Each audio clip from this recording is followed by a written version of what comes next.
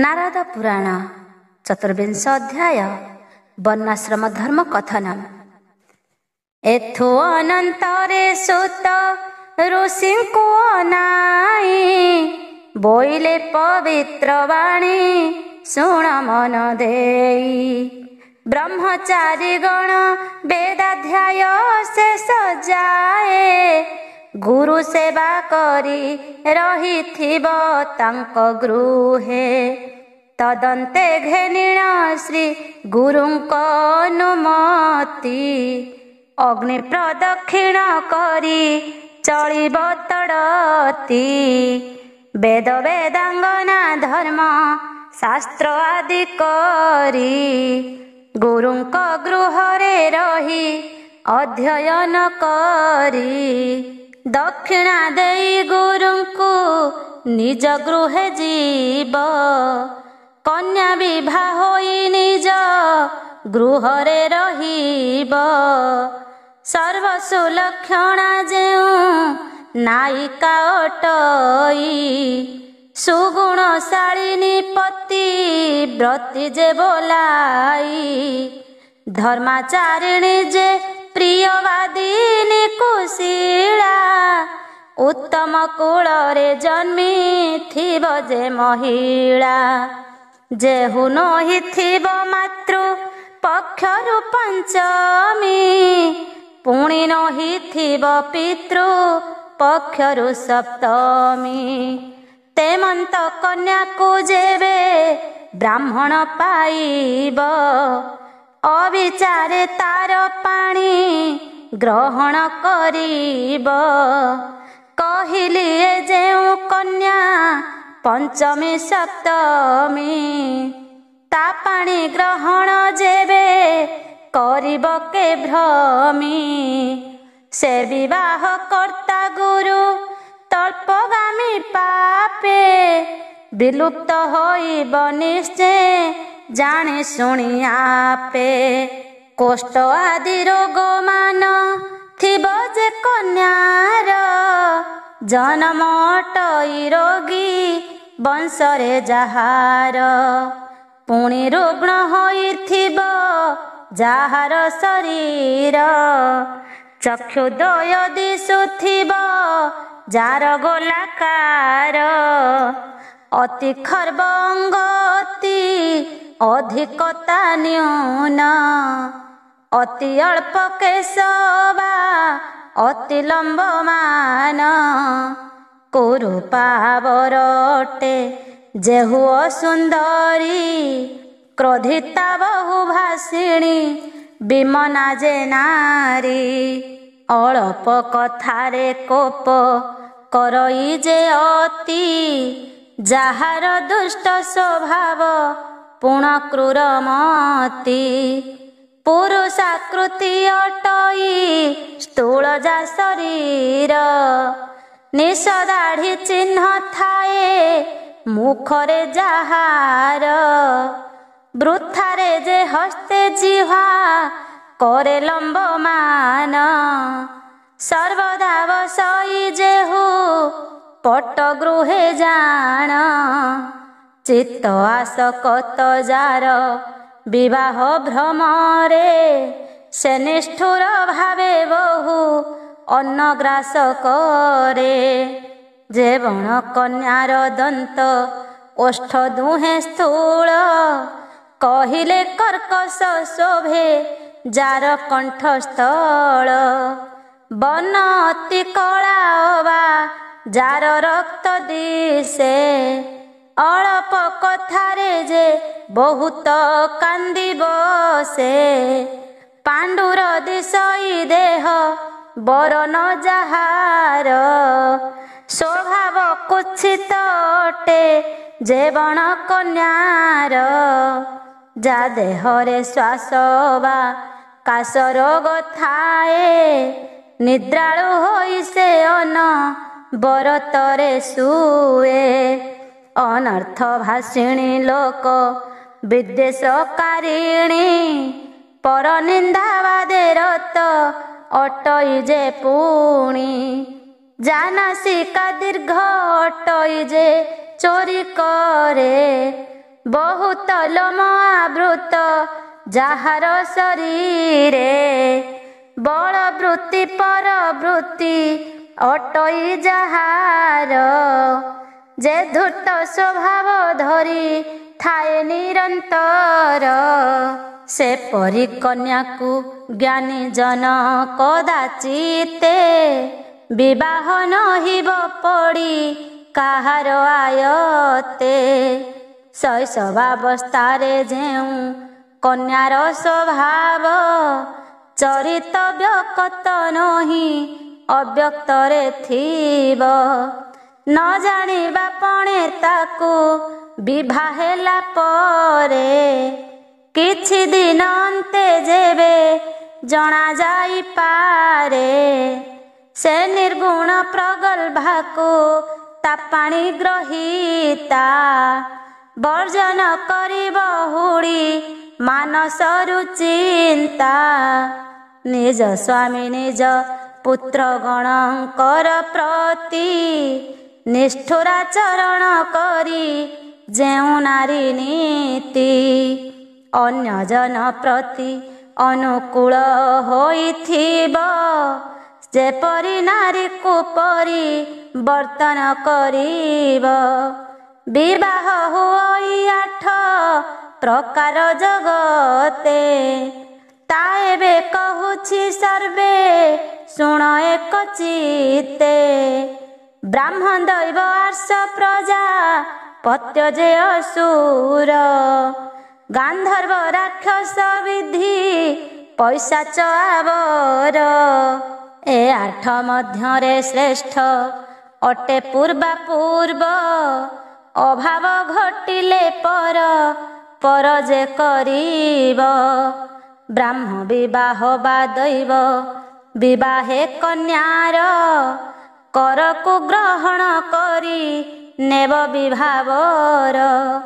ବ୍ରାହ୍ମଣ ପକ୍ଷରେ ଆର୍ଷ ବିବାହକୁ କେହି ବିହିତ ବଲିଣ ଧର୍ମ ଶାସ୍ତ୍ରେ ଛନ୍ତି କହି।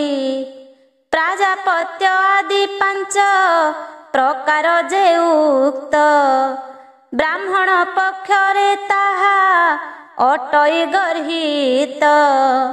ଏ କାରଣୁ ପୂର୍ବା ପୂର୍ବେ ଅଭାବ ଘଟିଲେ, ପରାପର ବିଧି ମତେ ବିଭା ହେବ ଭଲେ। ଜ୍ଞାନୀ ଗଣଙ୍କର ଏହା କର୍ତ୍ତବ୍ୟ ଅଟଇ, ଏଥୁ ଅନନ୍ତରେ କଥା ଶୁଣ କହୁଥାଇ। ଉତ୍ତରୀୟ ତୁଲେ ଯଜ୍ଞ ପବିତ ବହିଣ, ସୁବର୍ଣ୍ଣ କୁଣ୍ଡଳ ବେନି ଘେନିବେ ବ୍ରାହ୍ମଣ। ଉଷ୍ଣିଷ ବୈଷ୍ଣବ ଦଣ୍ଡ ଜଳ କମଣ୍ଡଳ, ନିର୍ମଳ ଛତ୍ର ଯେ ଚର୍ମ ପାଦୁକା ଯୁଗଳ। ସୁଗନ୍ଧ କୁସୁମା ମାଲ୍ୟ ଧାରଣ କରିବେ, ପବିତ୍ର ହୋଇଣ ସବୁ ସମୟରେ ଥିବେ। ପକ୍ଷ ମଧ୍ୟେ ନଖ କେଶ କରିବେ ଛେଦନ, ଆବର କରିବେ ନୀତି ବେଦ ଅଧ୍ୟୟନ। ଦେହରେ ଚନ୍ଦନ ଲେପି ଯଥା ବିଧି ମତେ, ନିଜର କାର୍ଯ୍ୟମାନଙ୍କୁ କରିବେ ସୁଚିତେ। ପରାହ୍ନ ଆବର ପର ସ୍ତ୍ରୀ ବର ଯିବେ, ପାଦରେ ପାଦକୁ ନିପୀଡ଼ନ ନ କରିବେ। ନ ଡେଇଁବେ ଉଚ୍ଚିଷ୍ଟକୁ ଚରଣ ଲମ୍ବାଇ, ଉଭୟ ହସ୍ତରେ ମୁଣ୍ଡ କୁଣ୍ଡାଇବେ ନାହିଁ। ପୂଜ୍ୟ ବ୍ୟକ୍ତିଙ୍କର ବା ଦେବତା ଗୃହର, ନ କରିବେ ଅପସବ୍ୟ ଦିଗରେ ସଞ୍ଚାର। ସ୍ନାନ ଦେବାର୍ଚ୍ଚନ ଆଚମନ ଶ୍ରାଦ୍ଧ କାଳେ, କେଶ ମୁକୁଳିତ ନ କରିବ ଅବହେଳେ। ଏସବୁ କାର୍ଯ୍ୟରେ ଏକ ବସନ ନହିବ, ଉଷ୍ଟ୍ରଯାନେ ଆରୋହଣ କରିଣ ନ ଯିବ। ବୃଥାରେ କଳହ ନ କରିବ କାହା ସଙ୍ଗେ, ନ ଯିବ ଓସ୍ତ ବୃକ୍ଷର ପ୍ରତିକୂଳ ଦିଗେ। ଅସୂୟା ଖଳତା ଦିବା ନିଦ୍ରା ବର ଯିବ, ମାତ୍ସର୍ଯ୍ୟ ଭାବକୁ ମାନସରେ ନ ଧରିବ। ପ୍ରକାଶନ କରି ପର ପାପ ନିଜ ପୁଣ୍ୟ, ନିଜର ନକ୍ଷତ୍ର ନାମ କରିବ ଗୋପନ। ନ କହିବ ଆପଣାର ମନ କାହାଗେ, ବାସନ କରିବ କେଭେ ଦୁର୍ଜନଙ୍କୁ ସଙ୍ଗେ। ଅଶାସ୍ତ୍ର ବିହିତ ବଚନକୁ ନ ଶୁଣିବ, ଅକ୍ଷ କ୍ରୀଡ଼ାଦିରେ ଅଭିଳାଷ ବର ଯିବ। ବାଟରେ ଉତ୍କୃଷ୍ଟ ପଡ଼ିଥିଲେ ଜୀବ ଡେଇଁ, ଗୀତ ନୃତ୍ୟ ଅଭିଳାଷ କରିବ ଯେ ନାହିଁ। ଚିତା ତୃଣ କାଷ୍ଠ ଶୂଦ୍ର ପତିତ ଚଣ୍ଡାଳ, ସବଯୁପ ଚିକିତ୍ସକ ଆବର ଦେବଳ। ଏହାକୁ ଛୁଇଁଲେ ସବସ୍ତ୍ରରେ ସ୍ନାନ କରି, କରିବ ଶରୀର ପୂତ ଗାୟତ୍ରୀ ସୁମରି। ଦୀପ ଛାଇ ଅଟେ ଛାଇ ଶରୀରର ଛାଇ, କେଶରେ ଯେ ବଣ ବସ୍ତ୍ର ଥିବ ଗୁଡ଼ିଆଇ। ଘଟୋଦକ ଛାଗ ମାର୍ଜାରଙ୍କ ପାଦରଜ, ସ୍ପର୍ଶ କଲେ ପୁଣ୍ୟମାନ ହୁଅଇ ଦହିର୍ଯ୍ୟ। ଶୂଦ୍ରମାନଙ୍କର ଅନ୍ନ ଯେ ଭୋଜନ କରେ, ଅବିବାହୀ କନ୍ୟା ସଙ୍ଗେ ଯେ ପିରତି କରେ। ତାହାର ସଙ୍ଗତେ କେଭେ ସଙ୍ଗ ନ ହୋଇବ, ଦୂରରୁ ତାହାକୁ ପରିତ୍ୟାଗ କରିଥିବ। ଅସତ ଶାସ୍ତ୍ରରେ ଅଭିନିବେଶ ଆବର, ନଖ କେଶାଦିରେ ଯୁକ୍ତ ଯେ ବଣ ଆହାର। ତାହାକୁ ବର୍ଜିବ ଉଲଗ୍ନରେ ନ ଶୋଇବ, ଗବାଶ୍ୱତ୍ଥ ସଭା ପ୍ରତି କୂଳରେ ନ ଯିବ। ନିଜ ମସ୍ତକକୁ ତୈଳାଭୁକ୍ତ କଲା ପରେ, ନ ଘେନିବ ବାକି ଥିବା ତୈଳକୁ ଅଙ୍ଗରେ। ତାମ୍ବୁଳ ଗ୍ରହଣ ନ କରିବ ଶୁଚିରେ, ଭଗ୍ନ ନ କରିବ ନିଦ୍ରା ଶୋଇବା ଲୋକରେ। ଅପବିତ୍ର ହୋଇ ଅଗ୍ନି ଗୁରୁଦେବାର୍ଚ୍ଚନ, ନ କରିବେ କେଭେ ଜ୍ଞାନବନ୍ତ ଯେ ବ୍ରାହ୍ମଣ। ବାମ ହସ୍ତେ ପଶୁ ପରି ଜଳ ନ ପିଇବ, ଗୁରୁ ଆଜ୍ଞାକୁ ଲଙ୍ଘନ କେଭେ ନ କରିବ। ଯତି ନିନ୍ଦା ପରିହାସ ବଚନଟି ଜାଣ, ନ କହିବ କାହା ମନେ କଷଣ ଦେଇଣ। ବିଧି ବିଧାନରେ ସଦା ସର୍ବଦା ଚଳିବ, ସକାଳ ସନ୍ଧ୍ୟାରେ ବିପ୍ର ଆହୁତି କରିବ। ଏ କର୍ମକୁ ଯେଉଁ ବିପ୍ର କରେ ପ୍ରତ୍ୟାଖ୍ୟାନ, ସୁରାପେଇଙ୍କର ସଙ୍ଗେ ହୁଏ ସେ ସମାନ। ଆୟନ ବିଷୁବ ସଂକ୍ରାନ୍ତି ଯେ ଯୁଗାଦି, ଅମାବାସ୍ୟା ପ୍ରେତ ପକ୍ଷ ଆବର ମନ୍ୱାଦି। ମାତୃ ପିତୃ ମୃତାଦି ଯେ ତ୍ରିଅଷ୍ଟକା ପୁଣ, ଚନ୍ଦ୍ର ସୂର୍ଯ୍ୟ ଦୁହିଁଙ୍କର ହୋଇଲେ ଗ୍ରହଣ। ପୁଣ୍ୟକ୍ଷେତ୍ରେ ପୁଣ୍ୟତୀର୍ଥ ସ୍ଥାନେ ପ୍ରବେଶିଲେ, ନବଧାନ୍ୟ ପ୍ରଥମରେ ଉତ୍ପନ୍ନ ହୋଇଲେ। କ୍ଷତ୍ରିୟ ବ୍ରାହ୍ମଣ ଯେବେ ହେବେ ଗୃହୀଗତ, ତା ହୋଇଲେ ଗୃହୀ ବ୍ୟକ୍ତି ଶାସ୍ତ୍ର ବିଧିମତ। ଶ୍ରାଦ୍ଧକୁ କରିବ ମନେ ଆନନ୍ଦ ହୋଇଣ, ଯେ ନ କରେ ଗୃହୀ ମଧ୍ୟେ ତାହାକୁ ନ ଗଣ।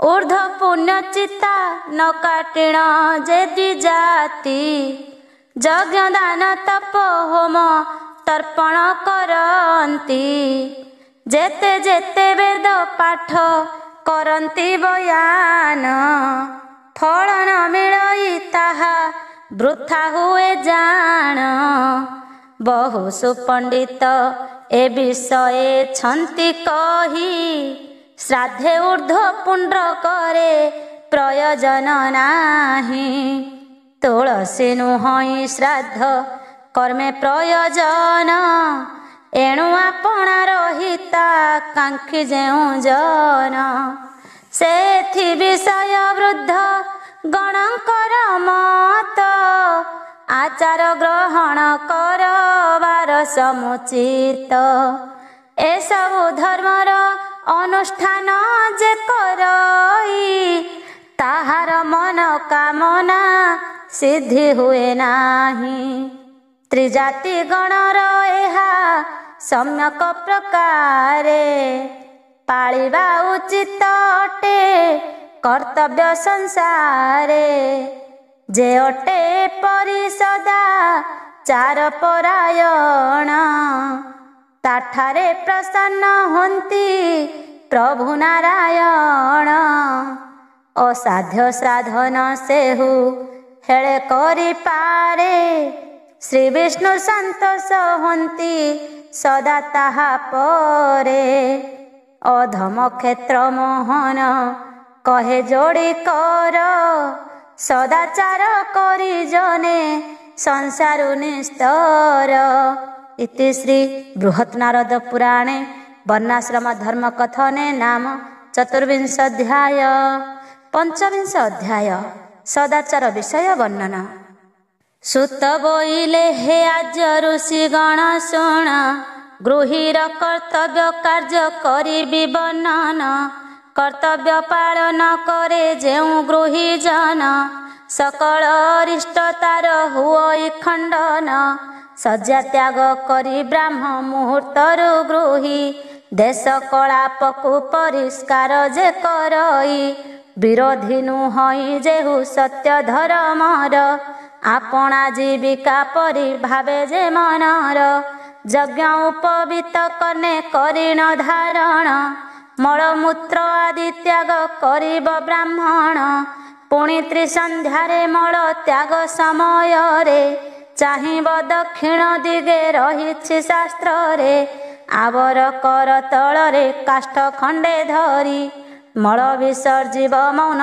व्रत से आचरी नदी तीरे उद्यान रे पथे अबा गोष्ठे तड़ाग समीपे अबा कुपर निकटे देवालये चाष होइथिबार भूमि रे ब्राह्मण गो गोष्ठ स्त्रींकर समीपरे चतुष्पथ बाट बा अशस्तर मूले अंगार नर कपाल तुषारे बा जले मलमूत्र त्याग न करिब कदाचित करिले तहिरे दोष होइब बहुत शौच विषय रे यत्न सर्वदा रखिब ब्राह्मणंकर ता अटे सहज स्वभाव शौचाचार विहित जे ब्राह्मण हुई ताहार कर्म रे फल लभ्य हुए नाही विविध शौच अटई अहबा अंतर जल मृत्तिकारे बाह्य हुए परिष्कार भाव बुद्धि हेले अभ्यंतर बुद्धि हुए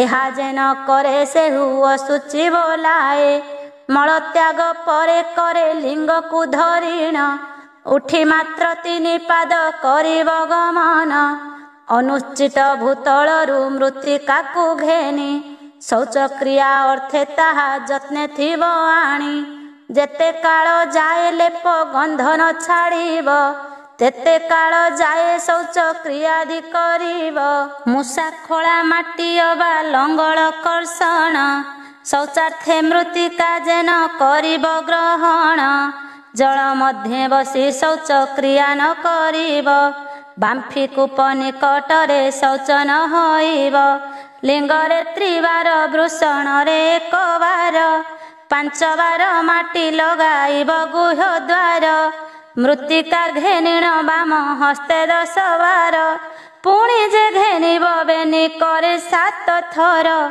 ପାଦ ଗୋଟି କରେ 3 ବାର କରି, ମୃତ୍ତିକା ଘେନିବ ଶୌଚ ଲାଗି ଅନୁସରି, ଲେପ ଗନ୍ଧ ଦୂର ହେବା ପାଇଁ ଗୃହସ୍ଥର, ଶୌଚ ବିଧି ମୁକ୍ତ ହୋଇଅଛି ଏ ପ୍ରକାର, ବ୍ରହ୍ମଚାରୀଙ୍କର ଗୃହୀ ଠାରୁ 2 ଗୁଣ, ବାନପ୍ରସ୍ଥୀଙ୍କର ଶୌଚ 3 ଗୁଣ ଜାଣ, ଗୃହୀପେକ୍ଷା 3 ଗୁଣ ଅଟେ ଯତିଙ୍କର, ଶୌଚ କରିବା ବିଧେୟ ରହିଛି ଶାସ୍ତ୍ରର, ଗୃହରେ ଏହି ପ୍ରକାର ସମ୍ପୂର୍ଣ୍ଣ କରିବ, ପଥରେ ୟାଠାରୁ ଅଧେ କଲେ ଚଳିଯିବ, ଆପଦ କାଳରେ ଅବା ରୋଗ ଅବସ୍ଥାରେ, ନିୟମ ନଥାଇ ଯଥା ସାଧ୍ୟ କଲେ ଚଳେ, ଯେଉଁ ବ୍ରାହ୍ମଣ ନନ୍ଦନ ବ୍ରତ ନହିଥିବ, ସ୍ତ୍ରୀ କିମ୍ବା ରୋଗାକ୍ରାନ୍ତ ବ୍ୟକ୍ତି ହୋଇଥିବ,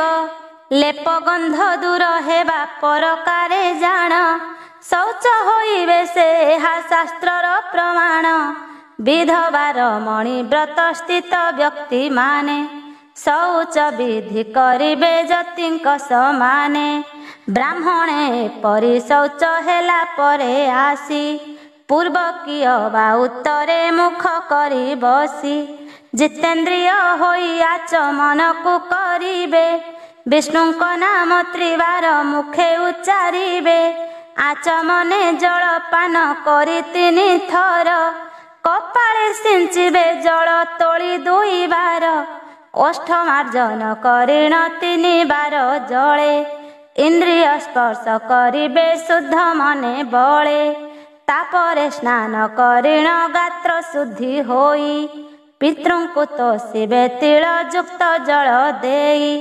ପିତୃତରପଣ ସନ୍ଧ୍ୟା ସମାପନ ଅନ୍ତେ, ଗାୟତ୍ରୀ ମନ୍ତ୍ରକୁ ଜପ କରି ବିଧି ମତେ, କୃତାଞ୍ଜଳି ପୁଟେ କରି ସୂର୍ଯ୍ୟାର୍ଘ୍ୟ ପ୍ରଦାନ, ନାମ ଗାଇ କରିବେ କ ଶ୍ରୀ ବିଷ୍ଣୁ ଅର୍ଜନ, ପ୍ରାତ କାଳେ ସୂର୍ଯ୍ୟ ସାହ କାଳେ ତାରା ଗଣ, ଦୃଶ୍ୟ ନ ହେଉ ଗାୟତ୍ରୀ ଜପିବେ ବ୍ରାହ୍ମଣ, ମଧ୍ୟାହ୍ନ ସମୟେ ସନ୍ଧ୍ୟା ଉପାସନା କରି, ପୂଜିବେ ସୂର୍ଯ୍ୟଙ୍କୁ ଅର୍ଘ୍ୟ ଦାନ ପୂର୍ବ ପରି, ଅର୍ଘ୍ୟ ପ୍ରଦାନ କରିଣ ଗାୟତ୍ରୀ ଜପିବେ, ବିଷ୍ଣୁ ସମତୁଲେ ବେଦ ମନ୍ତ୍ରକୁ ପଢ଼ିବେ, ବେଦ ବିହିତ ଯେ କର୍ମ ଅଛି ଯାହା ରହି, ନିୟମ ନ ଛାଡ଼ି ତାହା ପାରିବ ଯେ ଗୃହୀ, ଦୈବ ଯୋଗ ପ୍ରମାଦ ପଡ଼ିପାରେ ଯେବେ, କର୍ତ୍ତବ୍ୟ କର୍ମରେ ବାଧା ଜାତ ହୁଏ ତେବେ, ରାତ୍ରର ପ୍ରଥମ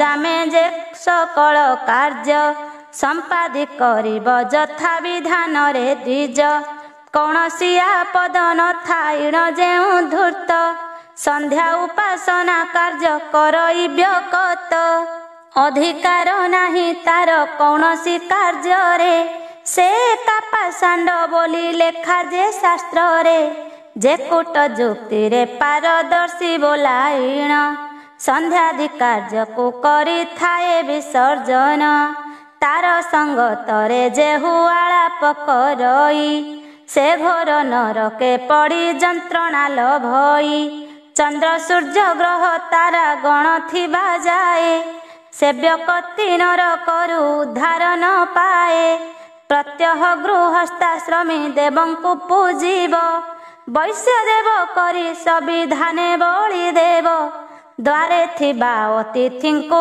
ପ୍ରିୟ ବାକ୍ୟ କହି, ଆଦ୍ୟରେ ପୂଜିବ ଗନ୍ଧ ପୁଷ୍ପ ଜଳ ଦେଇ, ତହିଁ ପରେ କନ୍ଦମୂଳ ଫଳମୂଳ ଆଦି, ଖାଇବା ପାଇଁ କି ଯତ୍ନେ ଦେବେ ଯେ ସମ୍ପାଦି, ଅତିଥି ଯା ଘରୁ ଭଗ୍ନ ଆସ ହୋଇଯାଏ, ନିଜ ପାଦ ଦେଇ ତାର ପୁଣ୍ୟକୁ ସେ ନିଏ, ଯାର ନାମ ଗୋତ୍ର ଜଣା ନଥାଏ ତାହାକୁ, ଅତିଥି ବୋଲି ପଣ୍ଡିତେ ଗଣନ୍ତି ତାହାଙ୍କୁ, ଦେବତା ସଙ୍ଗରେ ଗଣା ହୁଅନ୍ତି ସେ ଜାଣ, ତାହାଙ୍କୁ ପୂଜିବା ଅଟେ ତୃପ୍ତିର କାରଣ, ପିତୃଗଣଙ୍କର ତୃପ୍ତି ହୋଇବା ନିମନ୍ତେ, ପ୍ରତି ଦିବସରେ ଗୃହୀ ପରିଶୁଦ୍ଧ ଚିତ୍ତେ, ଅନାଥ ସୁଗ୍ରାମବାସୀ ବିଷ୍ଣୁ ପରାୟଣ। ଏମନ୍ତ ଯେ ହୋଇଥିବ କ୍ଷତ୍ରିୟ ବ୍ରାହ୍ମଣ, ତାହାଙ୍କୁ ଭୋଜ୍ୟାଦି ଦେଇ କଲେ ସମାର୍ଚ୍ଚନା।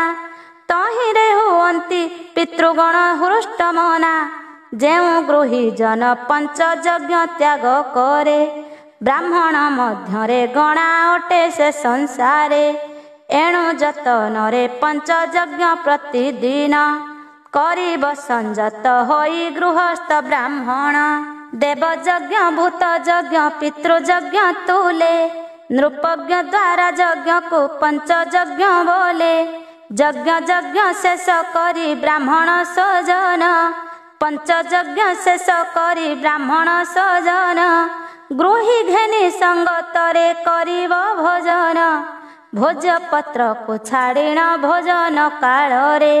ନ ଭକ୍ଷିବ ପୁଣି ଯେବେ ଉଠିଯିବ ଥରେ, ଭକ୍ଷିତ ଦ୍ରବ୍ୟକୁ ଯେହୁ ଆଉ ଥରେ ଖାଏ।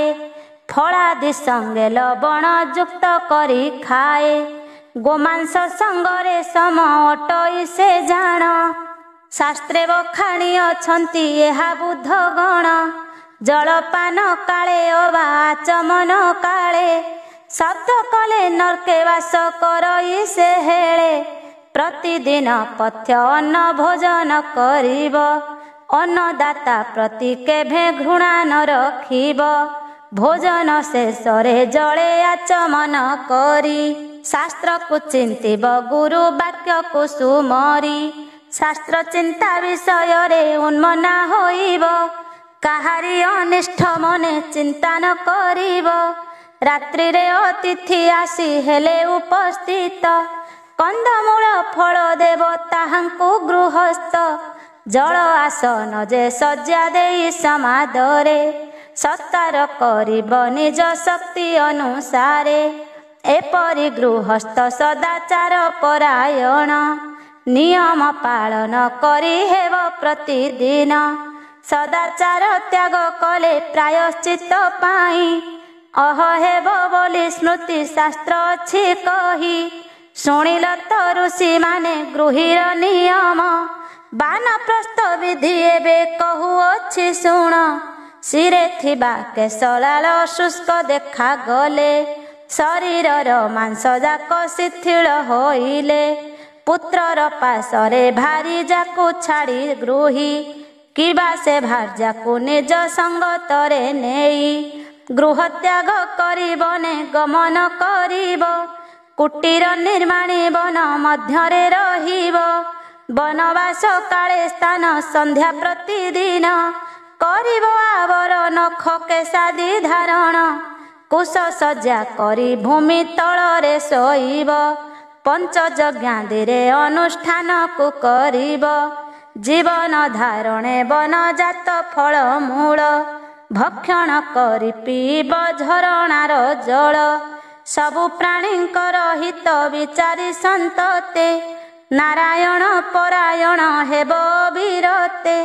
ବେଦ ପଠନରେ ରତ ହୋଇ ପ୍ରତିଦିନ, ଗ୍ରାମ ଫଳ ମୂଳ ପୁଷ୍ପ କରିବ ବର୍ଜନ।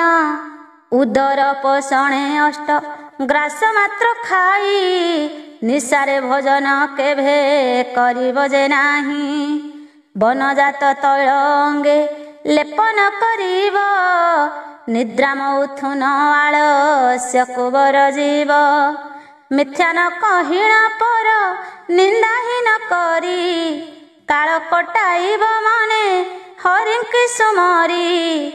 କୃଚ୍ଛ ଚାନ୍ଦ୍ରାୟଣ ଆଦି ପୁଣ୍ୟବ୍ରତ ଯେତେ, ପାଳନ କରିବ ତାହା ସବୁ ଦୃଢ଼ ଚିତ୍ତେ। ଶୀତ ତାପ ଆଦି କ୍ଲେଶ ଅଙ୍ଗରେ ସହିବ, ଅଗ୍ନି ପରିଚର୍ଯ୍ୟା କରି କାଳ କଟାଇବ। ଯେ କାଳରେ ଜଗତରେ ସବୁ ବସ୍ତୁ ପ୍ରତି, ମାନସିକ ବୈରାଗ୍ୟ ହେବ ଉତ୍ପତ୍ତି। ସେ କାଳେ ଦଣ୍ଡକୁ ଘେନି ସନ୍ନ୍ୟାସ ହୋଇବ, ଯୋଗ ମାର୍ଗେ ମନ ଦେଇ ଧ୍ୟାନେ ରତ ହେବ। ବୈରାଗ୍ୟ ଭାବେ ଯେହୁ ସନ୍ନ୍ୟାସ ଗ୍ରହଣ, କରଇ ପତିତ ହୁଅଇ ସେ ନିଶ୍ଚେ ଜାଣ। समदम संपन्न जे वेदभ्यासे रत सन्यासी होइब सर्वदाए शास्त्र मत इंद्रियों को जिणी दुख द्वंद्व विसर्जीव अहंकार ममताए दुहिंकी छाड़ीब समाधि गुण रे युक्त होई काम क्रोध दुहिंकु वर्जीव मने मने करी बोध उलग्न होइब बाजिन कौपिन धारण करिब केश मुंडित करिण शत्रु मित्र दुई रे जे मान अपमाने समज्ञान करी काल बंचिब सुमने ग्राम गोटी करे एक दिन करी बास अधिक न रही ताकू छाड़िब सन्यास 3 दिन मात्र बास करी नगर रे निर्वाह करिब जीविका को भिक्षा नरे नीति भिक्षा मागी नीति खाई न बंचिब आर दिन पाई ताहा संचि न रखिब 5 घरु भिक्षा मागी पारे ब्रह्मचारी सन्यासीर भिक्षा कार्य नुह से परी जणे जाहा भिक्षा देव ता खाई भिक्षुक परितुष्ट हेब सेहु न मागी अधिक चुलीरु अनल निर्वापित हेला परे सकल कुटुंब खाई सारिला उतारे कलह नथिब द्विज गृहरु सन्यास अपराह्ने भिक्षा मागी ता करिब ग्रास क्षत्रिय ब्राह्मण बिना अन्य घरु भिक्षा मागिबा नुहई केबे सन्यासर दीक्षा सन्यासी त्रिकाले स्नान करी प्रतिदिन संततरे हेब नारायण परायण इंद्रिय को जिणी चित्त करिण संजत नीति समयानुसारे भजिब अच्युत एकाथरे खाई तोष नुहे जे सन्यास पुणी भक्षिबाकु मने करि थाए आस अपार प्राश्चित कले दुष्कृत ताहार निष्कृति नुहई पाप हुए गुरुतर चंडाल संगरे गणा अटई जे सेही ताहार निष्कृति इह पर काले नाही सन्यास जे होइथिब विधि अनुसारे आत्मा को जे नारायण मणिब सत्तरे माया ममता जे दोष द्वंद्व अहंकार आत्मा रे नाही बोली करिब विचार आत्मा को मणिब शांत मायातीत पूर्ण सच्चिदानंद स्वरूप नित्य सनातन सकल घटरे सेहु विजे करि थांती सबुरी संगरे थाई काहि न मिशंती से जगत चैतन हेतु गुणातीत सर्वश्रेष्ठ हरि जेहु जगते विदित एमंत आत्मा को जानी वेद पढ़ुथिब देवांग पठन अनुक्षणे करुथिब सन्यासीर कर्तव्य ए बोली न करिब न कले तहिरे महापाप से लभिब ध्यान निष्ठा अहंकार हीन जे सन्यासी एसबु नियम पाଳି थाए अहर्निशि से नित्य निर्मल सनातन परम ब्रह्म लाभ करी आउ थरे तहु ओई जन्म क्रमशरे ही 4 गोटिया सनर धर्म को पालन करे जेउ द्विजवर ताहार कौनसी ठारे शोक न हुई जीवनांते वैकुंठरे बास करे जाई वर्णाश्रम धर्म जेहु पाଳି अविरत भक्ति भावे नारायण पादे द्यंती चित्त से सर्व पापरु मुक्ति लाभ करियन्ते विष्णुंक परम पद लभन्ति निश्चिन्ते जय जगत जीवन परम कारण କ୍ଷେତ୍ର ମୋହନକୁ ଦିଅ ପାଦରେ ଶରଣ। ଇତି ଶ୍ରୀ ବୃହତ୍ ନାରଦ ପୁରାଣେ ସଦାଚାର ବିଷୟ ବର୍ଣ୍ଣନମ୍ ନାମ ପଞ୍ଚବିଂଶ ଅଧ୍ୟାୟ। ଷୋଳବିଂଶ ଅଧ୍ୟାୟ ଶ୍ରାଦ୍ଧ ବିଧି ନିର୍ଣ୍ଣୟ। ଏଥୁ ଅନନ୍ତରେ ଯାହା ଶୁଣ ମନ ଦେଇ, ପବିତ୍ର କାହାଣୀ ମାନ ଶୁଣ ତୋଷ ହୋଇ। ଶ୍ରମର ଉତ୍ତମ ବିଧି ଅଛି ଯେ ପ୍ରକାର, ପ୍ରକାଶ କରିବି ତାହା ଅଗ୍ରତେ ତୁମ୍ଭର। ଏ ଦିବ୍ୟ ଚରିତ କଲେ କର୍ଣ୍ଣରେ ଶ୍ରବଣ, ଦୂରିତ ହୋଇବ ଦେହୁ ପାପ ରାଶି ମାନ। ଏଥିରେ ତିଳେ ମାତ୍ରକ ସନ୍ଦେହ ଯେ ନାହିଁ, ସକଳେ ମୋହ ମୁଖରୁ ଶୁଣ ତୋଷ ହୋଇ। ଶ୍ରାଦ୍ଧ କର୍ତ୍ତା ଶ୍ରାଦ୍ଧ ଦିବସରେ ପୂର୍ବ ଦିନ, ସ୍ନାନ କରି ଏକବାର କରିବ ଭୋଜନ। କୁଶାସନରେ ଶୋଇବ ବ୍ରହ୍ମଚର୍ଯ୍ୟ ପାଳି, ବର୍ଜନ କରିବ ଯେ ପଲଙ୍କ ଖଟ ତୁଳି। ଶ୍ରାଦ୍ଧ ବ୍ରାହ୍ମଣଙ୍କୁ ସେହି ଦିନ ସାୟଂକାଳେ, ନିମନ୍ତ୍ରଣ କରି ଆସିଥିବ ନିଜ ଆଳେ। ଦାନ୍ତ ନ ମାଜିବ ଶ୍ରାଦ୍ଧ କର୍ତ୍ତା ଶ୍ରାଦ୍ଧ ଦିନ, ସୂର୍ଯ୍ୟ ଉଦୟନହୁ ଶୁଦ୍ଧ ହୋଇବଟି ଜାଣ। ତାମ୍ବୁଳ ଆବର ତୈଳ ମରଦନ ବିଧି, ଏହା ବର୍ଜନ କରିବ ପରା ଅନ୍ନ ଆଦି। ଶ୍ରାଦ୍ଧ କର୍ତ୍ତା ଶ୍ରାଦ୍ଧ ପାତ୍ର ଭୋକ୍ତା ଯେ ଦୁଇ ଜାତି, ଶ୍ରାଦ୍ଧ ଶେଷ ହେଲା ପରେ ସେ ଦୁଇ ବ୍ୟକ୍ତି। ସେ ଦୁଇ ତ୍ୟକ୍ତି ନ କରିବ କ୍ରୋଶ କରୁ ଅଧିକ ମନ, କଳହ ସ୍ତ୍ରୀ ସଙ୍ଗ କ୍ରୋଧ କରିବ ବର୍ଜନ। ମୈଥୁନ ଦିବା ନିଦ୍ରା ଦୁହିଁଙ୍କୁ ତେଜିବ, ଶାନ୍ତ ଶିଷ୍ଟ ସ୍ୱଭାବରେ ଦିନ କଟାଇବ। ସ୍ତ୍ରୀ ସଙ୍ଗ କରେ ଯେ ଶ୍ରାଦ୍ଧେ ହୋଇ ନିମଜ୍ଜିତ, ବ୍ରହ୍ମ ହତ୍ୟା ପାତ କରେ ହୁଅଇ ସେ ଲିପ୍ତ। ଶେଷରେ ନରକ ଗତି ହୁଅଇ ତାହାର, ଏଥକୁ ତିଳେ ହେ ମନେ ସନ୍ଦେହ ନ କର। ଶ୍ରାଦ୍ଧେ ବସିବାକୁ ଯେହୁ ନିମନ୍ତ୍ରଣ ହେବ, ଦିନକ ପୂର୍ବରୁ ସେହୁ ସଂଯତ ରହିବ। ଶ୍ରୋତ୍ରିୟ ଯେ ବିଷ୍ଣୁ ଭକ୍ତ ସଦାଚାର ନିଷ୍ଠ, ଆବର ଯେ ଅଟେ ଶାନ୍ତ ଗୁଣରେ ଉତ୍କୃଷ୍ଟ। ଉତ୍ତମ କୁଳରେ ସେହୁ ଜନ୍ମ ହୋଇଥିବ, ତେମନ୍ତ ବ୍ୟକ୍ତିଙ୍କୁ ଶ୍ରାଦ୍ଧେ ନିମନ୍ତ୍ରୀ ଆଣିବ। ଯିଏ ପୁରାଣ ପଣ୍ଡିତ ଶାସ୍ତ୍ରଜ୍ଞ କୋବିଦ, ଯେ ବଣ ବ୍ରାହ୍ମଣ ନୀତି ପଢୁଥିବ ବେଦ। ଦୟାଳୁ ଆବର ବେଦ ପୂଜାରେ ନିରତ, ସକଳ ପ୍ରାଣୀମାନଙ୍କ କରୁଥିବ ହିତ। ଗୁରୁଙ୍କ ସେବାରେ ଯେହୁ ରତ ହୋଇଥିବ, ତେମନ୍ତ ଦ୍ୱିଜକୁ ବ୍ରତେ ନିମନ୍ତ୍ରୀ ଆଣିବ।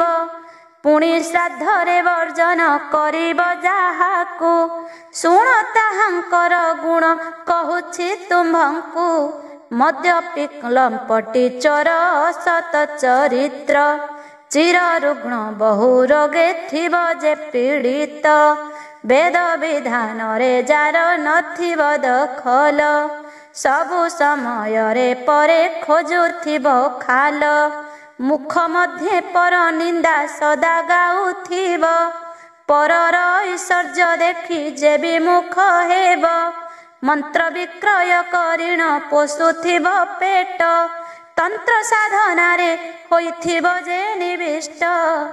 ଗାୟକ ବୃତ୍ତିରେ ଯେହୁ ପେଟ ପୋଷୁଥିବ, କପଟେ ପର ପଦାର୍ଥ ହରି ଆଣୁଥିବ। ଶିବ ବିଷ୍ଣୁ ପରେ ଭକ୍ତି ନଥିବ ଯାହାର, ଶ୍ରୀହରି କଥା ଶ୍ରବଣେ ହୋଇବ ସ୍ଥିର। ଯେ ବଣ ବିପ୍ରବେଦକୁ ନିନ୍ଦା କରୁଥିବ, ବ୍ରହ୍ମଚିହ୍ନିଣ ବ୍ରାହ୍ମଣେ ଅବଜ୍ଞା କରିବ। ମିତ୍ରଜନ ଠାରେ ଯେହୁ ଶଠ ଆଚରଇ, ଗ୍ରାମ ଦାହ ବନ ଦାହ ଇତ୍ୟାଦି କରଇ। ପରମର ମଣି ଦେଖି ହୁଏ ଯେ ଆସକ୍ତ, जीव हिंसा कार्य जे सदा थाए रत जानी शुणी सेमानंकु कले निमंत्रण श्राद्धर समस्त फल हेब कारण जितेन्द्रिय सत्यसंध सुज्ञानी विप्रंकु सादरे आमंत्री जान आणिब गृहकु एत गला निमंत्रण व्यक्ति समाचार श्राद्ध कर्तार नियम शुण सुचितर प्रभातरु श्राद्ध कर्ता उठी सेही दिन करिब आपणा नित्य कृत्य समापन महेन्द्र जोगरे श्राद्ध आरंभ करिब बिष्टि बेळ गले फल लोटा होइब पुणी अपराह्न काल पितृगण पाई निर्णय करिअछन्ति सावित्रींक साई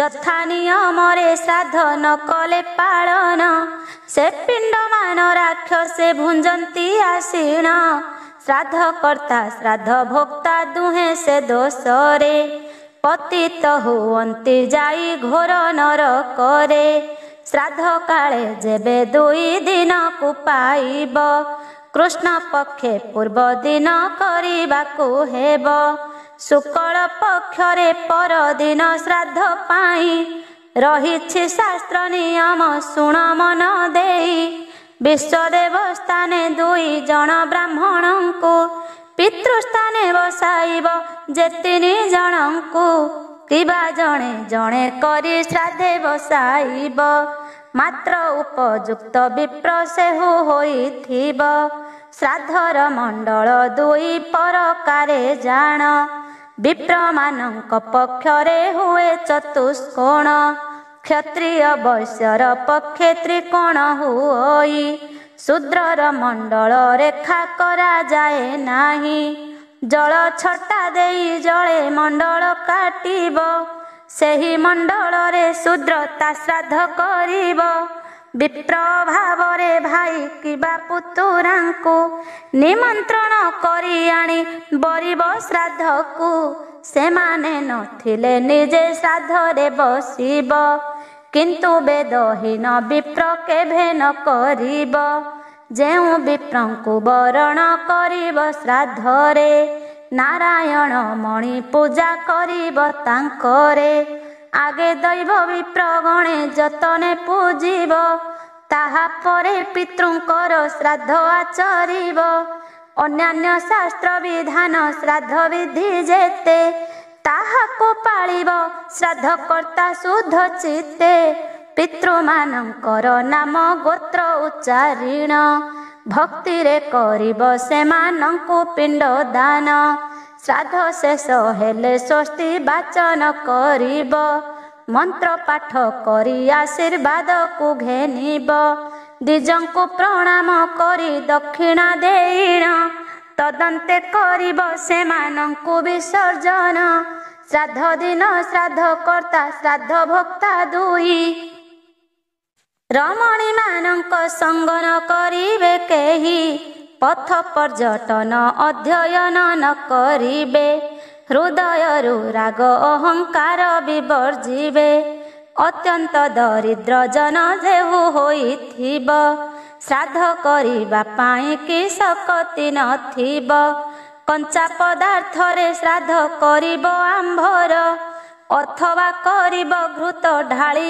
अनळर द्रव्य अभावरे किबा विप्रंक अभावे अन्न पाक करी पितृसूक्त को पढ़िबे से पाक अन्न को पितृसूक्त पाठ करी अग्नि रे करिब शास्त्र नियम विचारी जे अति दरिद्र सेहु श्राद्ध अभावरे गोरुंक मुखरे तृण देव भक्तिरे न मिलिले तृण तिल तर्पण करिब तहिरे पितृंकु परितोष कराइब तर्पण करिबा पाई हेले असमर्थ विजन वनरे जाई हेब उपस्थित मु दरिद्र बोली बने कांदिण कहिब मोठारु अधिक पापी आन के नथिब एते बोली उच्च स्वरे करिब रोदन एमंत होइले तो सहन्ति पितृगण।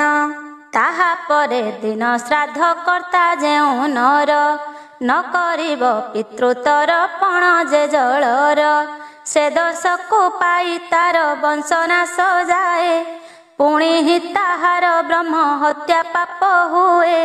ପିତୃଶ୍ରାଦ୍ଧ ଯେ କରନ୍ତି ଶ୍ରଦ୍ଧାଯୁକ୍ତ ହୋଇ, ବଂଶନାଶ ଭୀତି ତାଙ୍କ ତିଳେ ମାତ୍ର ନାହିଁ। ଶ୍ରାଦ୍ଧ ଦିବସରେ ପିତୃ ପୂଜା ଯେ କରଇ, ବିଷ୍ଣୁ ପୂଜା ଫଳକୁ ସେ ତହିଁରେ ଲୋଭଇ। ଯେହୁ ସନାତନ ବିଷ୍ଣୁ ସେହି ପିତୃଗଣ, ସେ ଦେବ ଗନ୍ଧର୍ବ ପକ୍ଷ ଅପସରା ଜାଣ। ସ୍ଥାବର ଜଙ୍ଗମନର ସିଦ୍ଧ ସାଧ୍ୟ ସେହି, ବିଷ୍ଣୁ ଭିନ୍ନ ହୋଇ ଜଗତରେ କିଛି ନାହିଁ। ତାହାଙ୍କ ଠାରୁ ଜଗତ ହୋଇଛି ଉତ୍ପନ୍ନ, ତେଣୁ ସେ ଅଟନ୍ତି ଦାତା ଭୋକ୍ତା ସନାତନ। ଭୂତ ଭବିଷ୍ୟତ ବର୍ତ୍ତମାନ ଯାହା କିଛି, ଦୃଶ୍ୟାଦୃଶ୍ୟ ହୋଇ ପୃଥିବୀରେ ରହିଅଛି, ତା ସବୁ ଅଟଇ ବିଷ୍ଣୁମୟ ବୋଲି ଜାଣ। ସଂସାର ମଧ୍ୟରେ କିଛି ନାହିଁ ଭିନ୍ନ ଭିନ୍ନ, ସର୍ବଭୂତରେ ବିଜୟ କରିଛନ୍ତି ହରି। ସାରା ଜଗତ କରତା ତ୍ରିପୁର ବିହାରୀ, ଯେ ବିଷ୍ଣୁ ସେ ପିତୃଗଣ ଏଥେ ଆନ ନାହିଁ। ତାହାଙ୍କୁ ପୂଜିଲେ ତୋଷ ହନ୍ତି ଭାବଗ୍ରାହୀ, ଏହି ଯେ ଉତ୍ତମ ଶ୍ରାଦ୍ଧ ବିଧି ଶାସ୍ତ୍ର ଯୋଗେ, ପ୍ରକାଶ କରିଲି ଋଷିଗଣ ତୁମ୍ଭ ଆଗେ। ଏ ବିଧିରେ ଶ୍ରାଦ୍ଧ କଲେ ପାପ ହୁଏ ନାଶ, ପିତୃଗଣେ ସ୍ୱର୍ଗରେ କରନ୍ତି ଆବାସ। ଶ୍ରାଦ୍ଧ ସମୟରେ ଏ ଅଧ୍ୟାୟ ଯେହୁ ପଢ଼େ, ପିତୃଗଣ ସନ୍ତୋଷରେ ତାର ବଂଶ ବଢ଼େ। ସେହି ପିତୃଗଣଙ୍କର ଚରଣେ ସରୋଜେ, ଅଧମ କ୍ଷେତ୍ର ମୋହନ ନିରନ୍ତର ଭଜେ। ଇତି ଶ୍ରୀ ବୃହତ୍ ନାରଦ ପୁରାଣେ ଶ୍ରାଦ୍ଧ ବିଧି ବ୍ୟବସ୍ଥା ନିର୍ଣ୍ଣୟେ ନାମ ଷୋଡ଼ବିଂଶ ଅଧ୍ୟାୟ। ସପ୍ତବିଂଶ ଅଧ୍ୟାୟ ତିଥି ନିର୍ଣ୍ଣୟ କଥନ। ଶୁଣ ଶୁଣ ସୁଜ୍ଞ ଜନେ ଦେଇ ମନ କର୍ଣ୍ଣ, ଏହି ବୃହତ୍ ନାରଦ ପୁରାଣ ବିଧାନ। ଶ୍ରଦ୍ଧା ଭକତିରେ ୟାକୁ ପଠନ ଯେ କରେ, ଅନ୍ତକାଳେ ବସେ ଯାଇ ବୈକୁଣ୍ଠପୁରେ। ସକଳ ଋଷିମାନଙ୍କୁ ଅନାଇଣ ସୁତ, ବୋଇଲେ ଶୁଣନ୍ତୁ ତିଥି ନିର୍ଣ୍ଣୟ ଚରିତ। ଯେ ବଣ ତିଥି ଯେମନ୍ତ ହୋଇବ ପାଳନ, ଆବର କହିବା ପ୍ରାୟଶ୍ଚିତ୍ତର ବିଧାନ। ତିଥି ନିର୍ଣ୍ଣୟ ନହିଲେ ଦାନ ପୁଣ୍ୟ ବ୍ରତ, ଏମାନେ ସଫଳ ନ ହୁଅନ୍ତି କଦାଚିତ। ଆବର ଯେତେକ ବେଦ ବିଧିମାନ ଅଛି, ସେ କର୍ମରୁ ଫଳ ଲାଭ ନ ହୁଅଇ କିଛି। ବ୍ରତ ଉପବାସ ପ୍ରଭୃତିରେ ଏକାଦଶୀ, ଷଷ୍ଠୀ ଅଷ୍ଟମୀ ଯେ ଅମାବାସ୍ୟା ଚତୁର୍ଦ୍ଦଶୀ। ଦ୍ୱିତୀୟା ପୂର୍ଣ୍ଣିମା ଏହି ସକଳ ତିଥିରେ, କରିବାକୁ ହୁଏ ପର ତିଥିର ଯୋଗରେ। ତା କରିବ ନାହିଁ ଯୋଗ ହେଲେ ପୂର୍ବ ତିଥି, ପର ତିଥିର ଯୋଗରେ କରିବ ତଡ଼ତି। ଏସବୁ ତିଥିକୁ ଛାଡ଼ି ଅନ୍ୟ ତିଥି ହେଲେ, ଗ୍ରହଣ କରିବ ପୂର୍ବ ତିଥି ସଙ୍ଗେ ଥିଲେ। ଷଷ୍ଠୀ ଯେବେ ପଞ୍ଚମୀରେ ଯୋଗ ହୋଇଥିବ, କିବା ଷଷ୍ଠୀ ସଙ୍ଗେ ସପ୍ତମୀ ଯୋଗ ହେବ। ଦଶମୀରେ ଯେବେ ଏକାଦଶୀ ଯୁକ୍ତ ହୋଇ, ନ କରିବ ଉପବାସ ତହିଁରେ ଯେ କେହି। ସପ୍ତମୀ ପୂର୍ଣ୍ଣିମା ଅମାବାସ୍ୟା ମୃତ ବିଧି, ଏମାନେ ଯେବେ କି ପୂର୍ବ ତିଥି ସଙ୍ଗେ ଥାନ୍ତି, ହୋଇବା କାର୍ଯ୍ୟ ତହିଁରେ କେଭେ ନ କରିବ। କଲେ ନ ଜାଣିବା ପଣେ ନର୍କଗାମୀ ହେବ। କେତେକ ପଣ୍ଡିତ କହିଛନ୍ତି ଏ ପ୍ରକାର, କୃଷ୍ଣ ପକ୍ଷ ଚତୁର୍ଦ୍ଦଶୀ ତୃତୀୟାବର। ଅଷ୍ଟମୀ ନବମୀ ତିଥି ପୂର୍ବବିଧ ହେଲେ, ଗ୍ରହଣ କରିବ କିଛି ନ ବିଚାରି ଭଲେ। ଶୁଦ୍ଧ ଅଟେ ଶୁକ୍ଳ ପକ୍ଷ ସକଳ ବ୍ରତର, ଅପରାହ୍ନରୁ ପୂର୍ବାହ୍ନ ଅଟଇ ଯେ ସାର। ବ୍ରତରେ ପୂର୍ବାହ୍ନ ଯଦି ମିଳି ନ ପାରିବ, ସୂର୍ଯ୍ୟୋଦୟ ପରେ ବେନି ମୁହୂର୍ତ୍ତ ଘେନିବ। ଯେଉଁ ନକ୍ଷତ୍ରରେ ସୂର୍ଯ୍ୟ ଅସ୍ତ ହୋଇଥିବ, ସେହି ନକ୍ଷତ୍ର ଖଣ୍ଡରେ ଉପାସ କରିବ। आहे ସାଧୁ ଜନେ ଏହି ପ୍ରକାରେ ବହୁତ ଶାସ୍ତ୍ରମାନଙ୍କରେ ତିଥି ହୋଇଅଛି ସ୍ଥିତ। ତାହା କରିବାକୁ ଗଲେ ଭାଷା ପ୍ରବନ୍ଧରେ ଚଳୁନାହିଁ ମୋ ଲେଖନୀ ପଦ୍ୟ ରଚନାରେ। ଅପାର କଷ୍ଟରେ ଯେବେ ଲେଖିବି ବିଚାରି ତଥାପି ସେ କର୍ଣ୍ଣ ପ୍ରିୟ ନହିବ କାହାରି। କଳା କାଷ୍ଠା ମୁହୂର୍ତ୍ତକୁ ଘେନି ବୁଦ୍ଧଗଣ କରିଛନ୍ତି ଏ କଥାରେ ତିଥି ନିରୂପଣ। ଏହି ବିଷୟରେ ମୋର ଦୋଷ ନ ଘେନିବ ସନ୍ଦେହ ହୋଇଲେ ମୂଳ ସଂସ୍କୃତ ଦେଖିବ। ଅମାବାସ୍ୟା ପୂର୍ଣ୍ଣିମା ଏବେନି ରଜନୀରେ ଚତୁର୍ଦ୍ଦଶୀ ଅଷ୍ଟମୀର ଦିବସ ଭାଗରେ ଭୋଜନ କରଇ ଯେହୁ ଚନ୍ଦ୍ରାୟଣ କଲେ ତହିଁରୁ ନିଷ୍କୃତି ତାର ଲାଭ ହୁଏ ହେଳେ। ସୂର୍ଯ୍ୟଗ୍ରହଣରେ 4 ପ୍ରହର ଆଗରୁ ଭୋଜନ କରିବ ନାହିଁ ପରଦିନ ଠାରୁ। ଚନ୍ଦ୍ରଗ୍ରହଣର 3 ପ୍ରହର ପୂର୍ବରେ ଭୋଜନ ବର୍ଜିବ ଲେଖା ରହିଛି ଶାସ୍ତ୍ରରେ। ଏହାକୁ ନ ମାନି ଯେହୁ ଭୋଜନ କରଇ ଗୋମାଂସ ଭକ୍ଷଣ ସଙ୍ଗେ ସମାନ ଅଟଇ। ଚନ୍ଦ୍ର ସୂର୍ଯ୍ୟ ଦ୍ୱୟ ହେଲେ ଗ୍ରହଣରେ ଲୁପ୍ତ ଅନ୍ନ ନ ଭକ୍ଷିବ ଦେଖାଯିବା ପର୍ଯ୍ୟନ୍ତ। ଉଦୟ ହେବାର ଯେବେ ଦେଖିବ ନେତ୍ରରେ ସ୍ନାହାନ ସାରି ଭୋଜନ କରିବ ତୃପ୍ତିରେ। ତିଥିର ନିର୍ଣ୍ଣୟ ଜାଣି ଉପବାସ ବ୍ରତ କରିଲେ ଅକ୍ଷୟ ଫଳ ନିଶ୍ଚୟ ହୁଏ ପ୍ରାପ୍ତ। ବେଦରୁ ହୋଇଛି ସର୍ବ ଧର୍ମର ଉତ୍ପନ୍ନ ସନ୍ତୋଷ ହୁଅନ୍ତି ସତ୍ୟ ଧର୍ମେ ଭଗବାନ। ଯେତେ ଧର୍ମ ପରାୟଣ ଅଛନ୍ତି ସଂସାରେ ପରମ ପଦକୁ ଲାଭ କରନ୍ତି ସତ୍ୟରେ। ମନରେ ବାଞ୍ଛା କରନ୍ତି ଯେହୁ ଧର୍ମ ପାଇଁ ବିଷ୍ଣୁଙ୍କ ସ୍ୱରୂପ ସାକ୍ଷାତରେ ଜାଣ ସେହି। ଭବ ବ୍ୟାଧି ବାଧି ନ ପାରଇ ସେମାନଙ୍କୁ ସେ ଏକା ଜିଣନ୍ତି ଦୁଃଖମୟ ସଂସାରକୁ। ସେହି ହରିଙ୍କର ପଦ୍ମ ପାଦେ ରଖି ମନ ଗୀତ ଛନ୍ଦେ ଭାବି କହେ କ୍ଷେତ୍ରବାସୀ ଦିନ। ଇତି ଶ୍ରୀ ବୃହତ୍ ନାରଦ ପୁରାଣେ ତିଥି ନିର୍ଣ୍ଣୟ ବର୍ଣ୍ଣନେ ନାମ 27 ଅଧ୍ୟାୟ।